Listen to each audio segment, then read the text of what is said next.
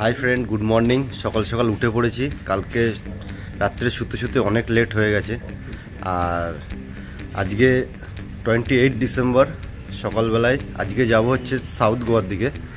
তা যাওয়ার আগে আপনাদের একটা জিনিস দেখাই, মানে ম্যাপ থেকে বোঝায় যে কোন দিকে কিভাবে যাবেন এবং কোনটা কত দূর ডিস্টেন্স এবং কোনটা কোন সাইডে আছে সেটা দেখায় আপনাদেরকে। এটা হচ্ছে গোয়ার ম্যাপ, ট্যুরিস্ট ম্যাপ আছে। দেখুন, ফার্স্টে আপনারা যারা ট্রেনে করে আসবেন নামবেন এই যে মাডগাঁও,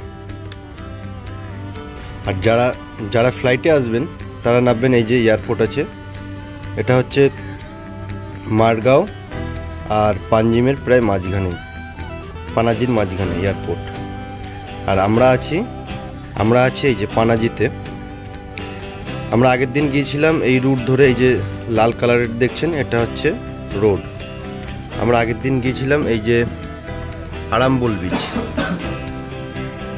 বিচ, ম্যান্ড্রিম বিচ, আর এই যে বাঘা, কালাঙ্গট, পাশাপাশি কালাঙ্গট। কিন্তু এই দেখুন আরাম্বল বিচের পাশেই কিন্তু আবার মহারাষ্ট্র শুরু হয়ে যাচ্ছে, এই যে মহারাষ্ট্র। আর সাউথ গোয়া দেখুন, আমরা যেহেতু পানাজি আছি, সাউথ গোয়াটা একটু দূরে, মানে অনেক ডিস্টেন্স হয়ে যাচ্ছে। এই যে আজকে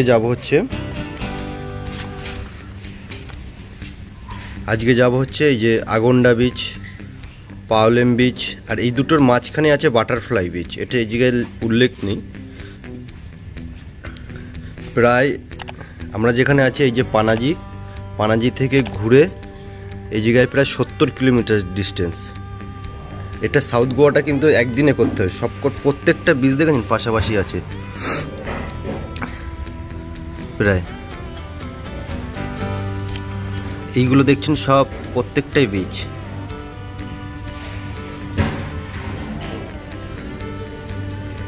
আর এই জায়গায় গাড়ি রেখে আমরা হেঁটে 2 কিলোমিটার ভেতরে ঢুকতে হবে এই আগন্ডা বাটারফ্লাই বিচে যেতে গেলে।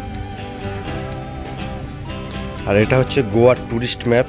কারোর যদি দরকার, মানে আপনাদের একটা জাস্ট ধারণা দিলাম কোথায় কি আছে। আপনি ফার্স্টে যদি মারগাঁও থাকেন, মারগাঁও নামবেন। মারগাঁও থাকলে সাউথ গোয়াটা কাছে হয়, সাউথ গোয়াটা এই দিক থেকে।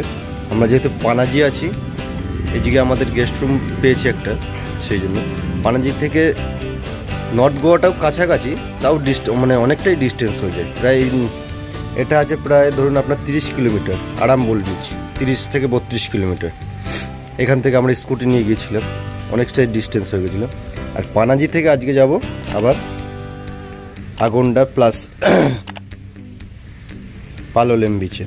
প্রায় এটা 70-72 কিলোমিটার ডিস্টেন্স। সেই জন্য আজকে স্কুটি নিয়ে যাওয়া সম্ভব হবে না। একটা গাড়ি ভাড়া করেছি, সেই গাড়িতে করেই যাব।